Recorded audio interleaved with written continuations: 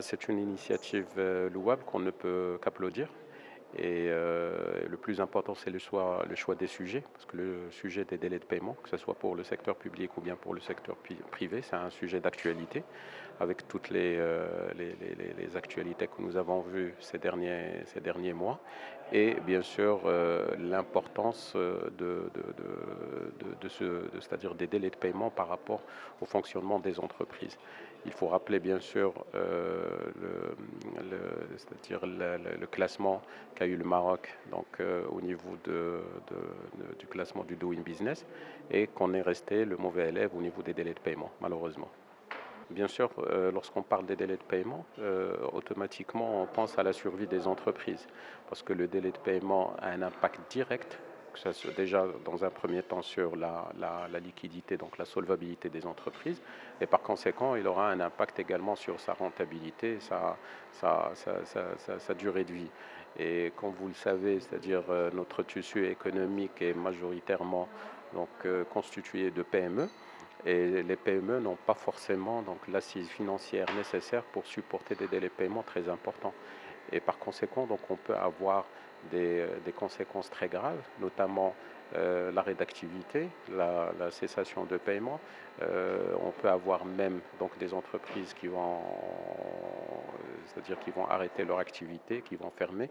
Et ça va de soi, donc a un impact sur l'emploi. Et comme vous le savez, notre politique, c'est beaucoup plus d'encourager l'emploi. Et pour encourager cet emploi, on doit encourager les entreprises et notamment les aider à avoir une certaine, donc, une certaine liquidité, une certaine assise financière qui va leur permettre donc continuer dans le bon sens. Bien sûr, c'est un premier pas. Bon, donc il y a certainement une évolution, mais il reste beaucoup de choses à faire. Donc il reste beaucoup de choses à faire. Pourquoi? Parce que tout simplement, l'impact, on ne va pas le voir tout de suite. Effectivement, il y a un certain nombre d'établissements publics et un certain nombre donc, d'administrations qui ont amélioré leur délai de paiement.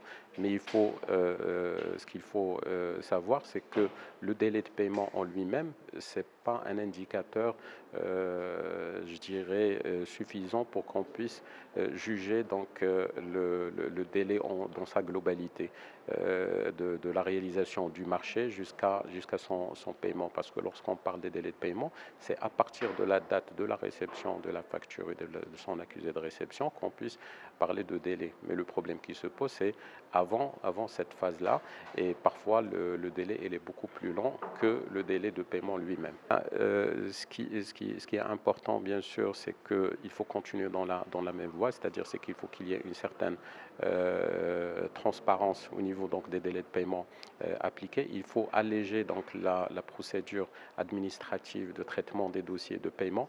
Ça, c'est important. Il faut instaurer une certaine confiance entre les fournisseurs, les établissements publics et les administrations pour qu'il y ait, c'est-à-dire un contact direct, mais qu'il y ait également une certaine confiance qui doit s'installer.